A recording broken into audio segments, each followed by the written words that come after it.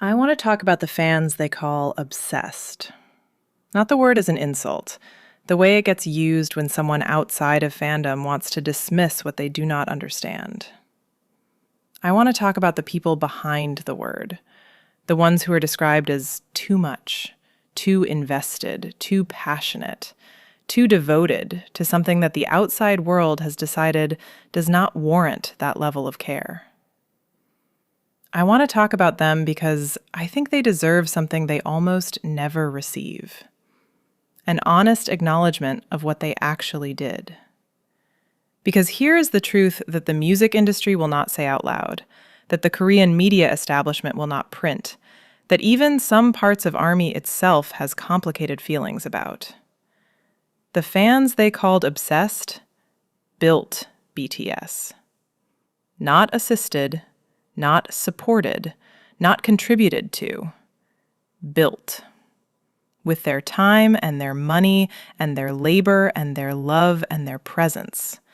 In the years when that presence was the primary reason BTS had an audience at all.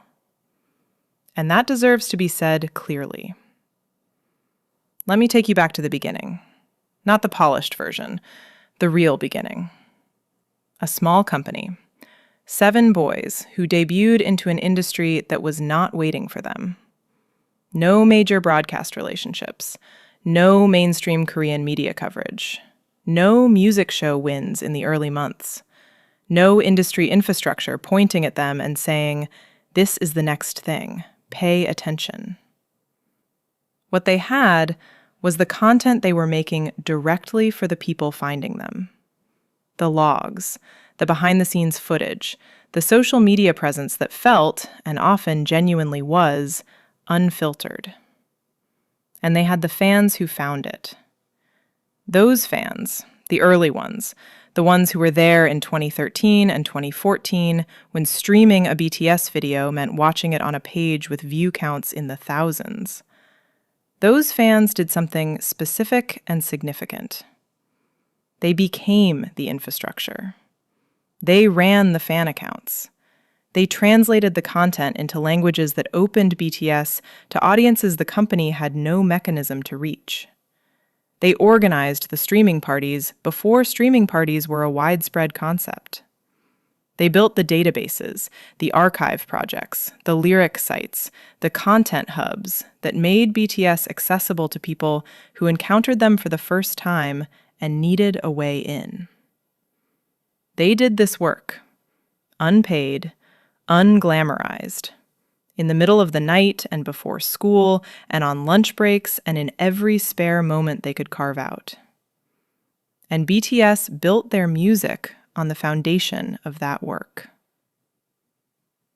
There's something I want to say about the word obsessed specifically, because I think it is worth examining what that word is actually describing. When someone calls an ARMY obsessed, what they are usually describing is a person who watches content in multiple languages about people from a country that may not be theirs, who learns at least fragments of a language specifically to understand what the people they love are saying without a translation filter, who spends real money on albums, concerts, merchandise, who organizes their schedule around comeback dates and tour announcements, who maintains emotional investment in the careers, the well-being, and the futures of people they have never met. From the outside, that looks like too much. It looks disproportionate. It looks like energy directed at something that does not warrant it. From the inside, it is something different. It is a person who found something that mattered to them and took it seriously, who gave their full attention to something that asked for it, who chose to love something completely rather than partially. And I want to make the case that there is nothing wrong with that. Because what the obsession produced, what all of that attention and labor and love and investment produced, is one of the most significant cultural phenomena in the history of popular music.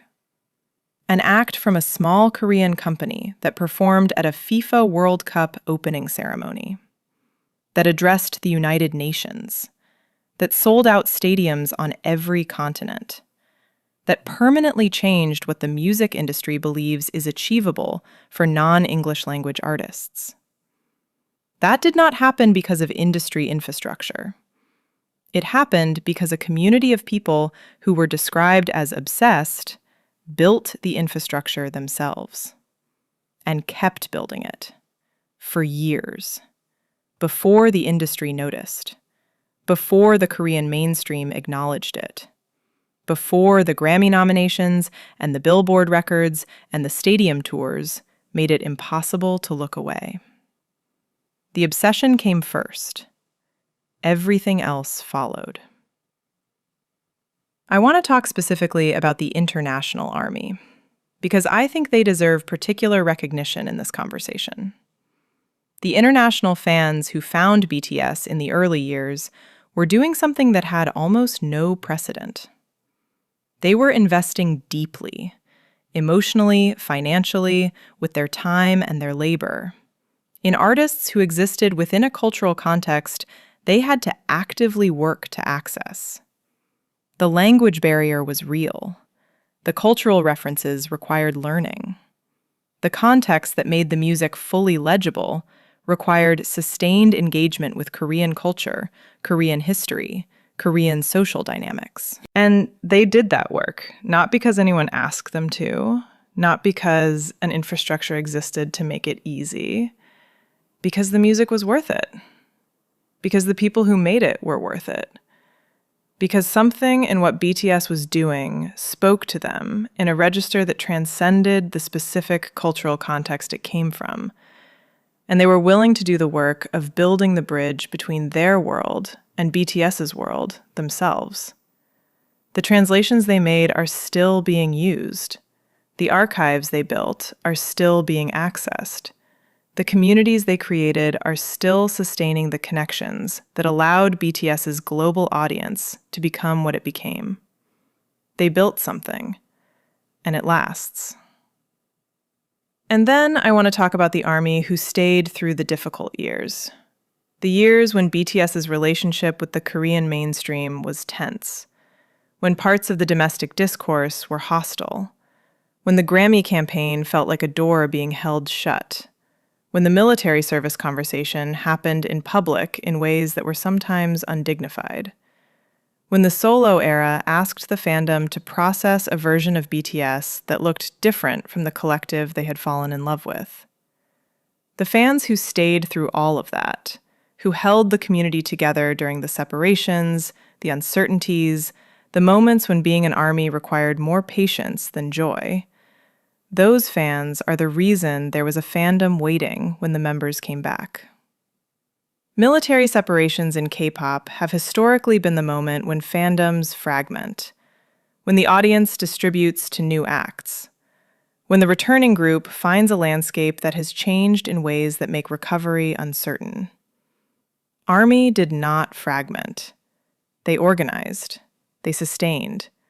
They kept the conversation going in the years of absence and made sure that when BTS came back, they were coming back to something, to a community that had not just waited, but had continued to build.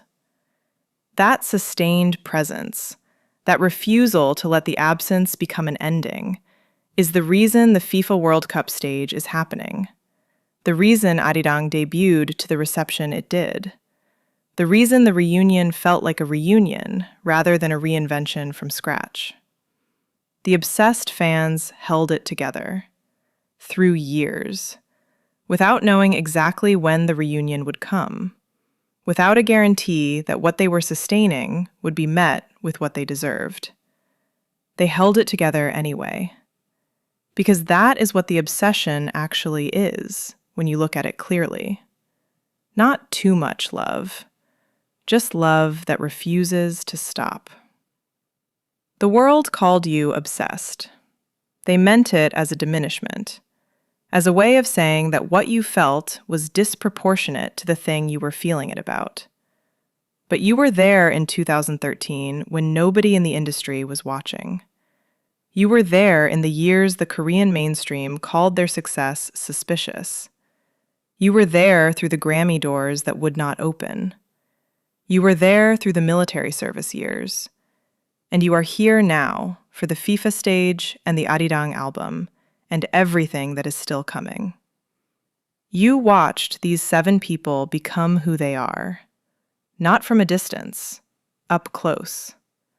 Through the content and the concerts and the fan meets and the 3 a.m. comeback streams and the translations and the archive projects and the 10,000 hours of engagement that nobody who was not there would believe.